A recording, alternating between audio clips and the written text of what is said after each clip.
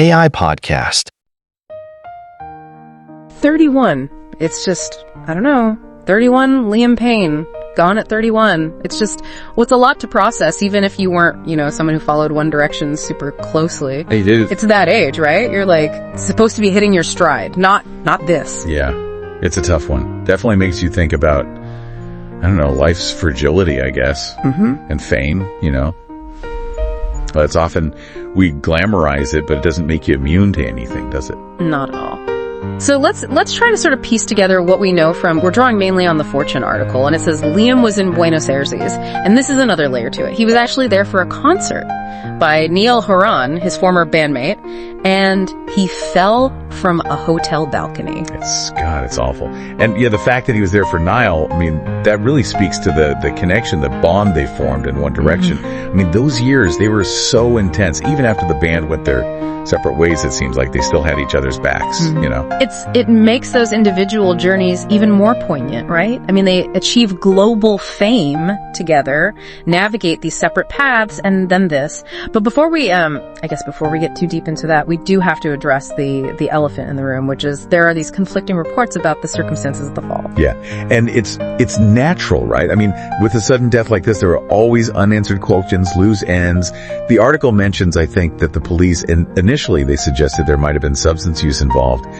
But, and this is important, they're also really emphasizing that the investigation is still in progress. Which is crucial, absolutely, because it's just so easy to jump to conclusions, especially, think about it, with social media, the news cycle, everything's instant. It's a whirlwind, and I think we have a responsibility, really, to be cautious, to wait for the authorities to do their job, to conduct a thorough investigation before we, make any judgments. Although it does raise some questions, doesn't it? Yeah. What kind of pressures was Liam under in his personal life, his career? It's tough because, we see the headlines, we think about the music, but it's easy to forget that Liam, he was also a dad.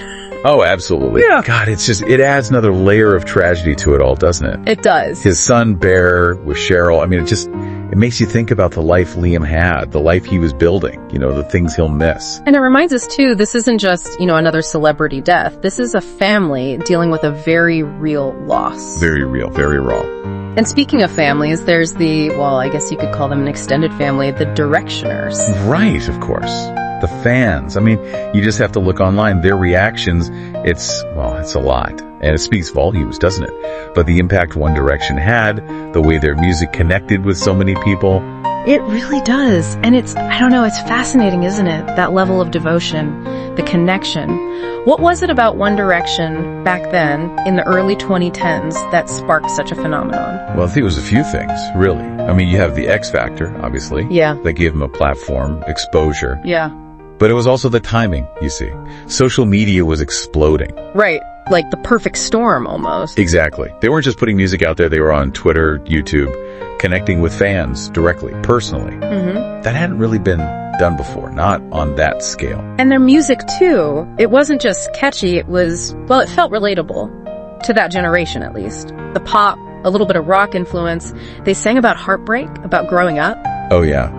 And the concerts. Man, the energy in those stadiums. Yep. Infectious, sold-out shows, fans singing every word. It was a moment, a cultural moment. The Fortune article, I think it was, mentioned that they had something like 6 top 10 Billboard hits. And that was before they even disbanded. 6. Yeah, that's not just luck, that's impact. It is. And I think it speaks to something, a kind of longing, maybe, for that kind of shared experience. The boy band thing, reinvented for, the digital age. Interesting. And Liam, he was a huge part of that, a key ingredient. Which I guess makes his solo journey all the more interesting, right? Breaking free from a massive band like that, trying to find his own voice. It's a tightrope walk. Yeah. For sure. For any artist, really. Mm-hmm. Trying to honor the past, but also forge your own path. The expectations are enormous. And the music industry, let's be honest, it's brutal. Chews people up and spits them out, especially, I'd imagine, young artists. Thrust into the spotlight so suddenly. No safety net. Yeah.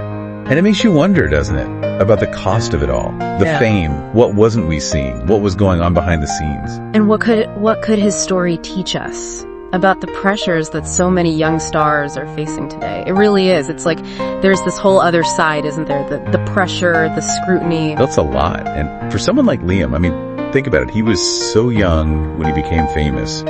Those are such formative years, you know. You're still figuring out who you are, and the whole world's watching. Exactly. And the music industry, well, let's just say it's not known for its compassion, is it?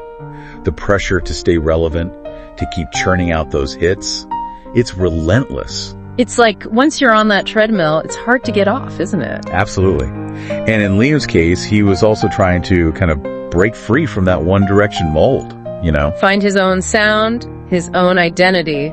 Which is hard enough without the whole world watching and judging. Boy, it's gotta be a lot of pressure. Trying to live up to expectations, everyone's got an opinion. And the comparisons, too. It's almost impossible to escape that, especially when you come from such a huge band. Right, like, whatever you do, it's always gonna be measured against that. Exactly. And that takes us back to, I guess, those unanswered questions. The conflicting reports about Liam's death, the ongoing investigation. We might never have all the answers, and maybe that's okay. Maybe. Sometimes, I think the most important thing is, well, it's to be kind, to have compassion, to remember that there's a real person at the heart of this. You know, behind the headlines, behind the music. A son, a father, a friend. A talented musician who touched a lot of lives. He did. And his story, even though it ended so tragically, it reminds us, doesn't it, that life is precious and that we need to be kind to each other. Always. It's a reminder to look beyond the surface. The fame, the fortune, none of that protects you from life's complexities. It doesn't. And to cherish the people we have in our life, to tell them that we love them, because you never know, do you? You really don't.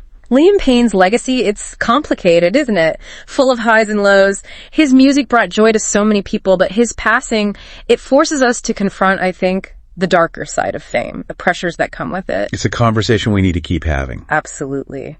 And on that note, we'll leave you with this. What does success really mean? And what do we owe to those who bring us joy?